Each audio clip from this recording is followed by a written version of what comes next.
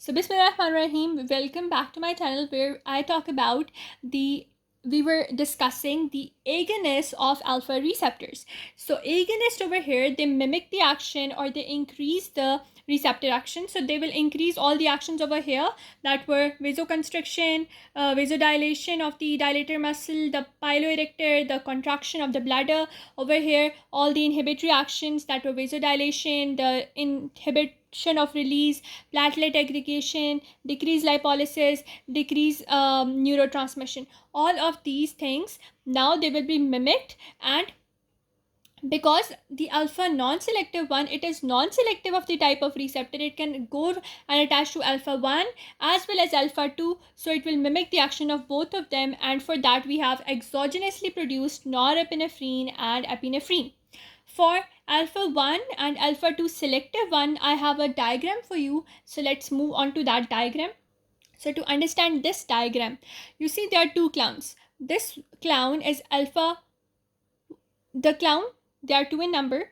So because you have a phenyl bottle in the hand of one clown, so this phenyl bottle, it is having only, it is being held by only one clown. As you can see, there is only one clown holding this bottle. So this is alpha 1 agonist only, and that one is going to be known as phenylephrine. Bottle is held by only one clown, so that is why and the bottle has phenyl written on it, so this is how you can call this alpha 1 agonist, and the alpha 1 agonist will be named phenylephrine. So if we go to this alpha 1 selective agonist, we have phenylephrine. When we go to the second one, you can see both the clowns are handing to one thing, and that is, for example, your alpha receptor. So this type of alpha receptor, because the clowns now they are holding two of their hands, so this is alpha 2, and because they are clowns, so that is named clonidine. So alpha 2 will be clonidine, and alpha 1, because bottle of phenyl is held by one clown, so that will be phenylephrine. So alpha 1 selective, phenylephrine. Alpha 2 selective, both are clowns, clonidine. And alpha 1 non-selective, that is either norepinephrine or epinephrine, but that has been produced outside the body. That is coming from outside the body or exogenous sources. So all of them, what are they going to do? They are going to mimic the actions. So now alpha 1 selective, that is phenylephrine, it is going to go and attach to alpha 1, stimulate the GQ type of phenomena. It will do vasoconstriction, constriction of pupillar dilator muscle, constriction of piloerector muscle, constriction of bladder and prostate, or constriction of the internal urethral sphincter. And whenever internal urethral sphincter will be contracted, what will happen? There will be no urination. So this is how our alpha 1 receptor agonist work. Alpha 1 selective agonist works. Now if we go to alpha 2 selective one, that was clonidine. It only goes to alpha 2 1. It cannot act on the alpha 1 1. So it will go to alpha 2, it will stimulate its inhibitory action. Now we have vasodilation.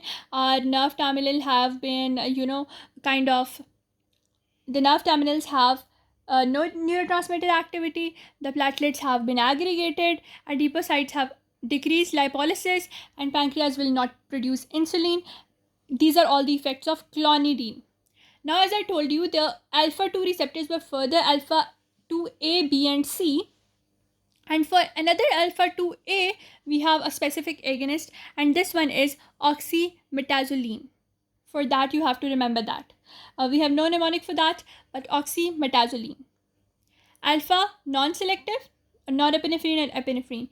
Alpha 1 selective, because the clown was holding, the phenyl bottle was being held by one clown only, one hand, so that was phenylephrine, and the two clowns were holding their hands on the bottle, so clonidine for alpha 2.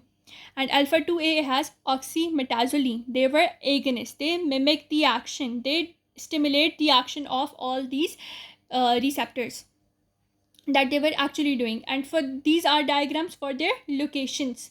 Next thing that we should discuss is generally going to be their antagonist.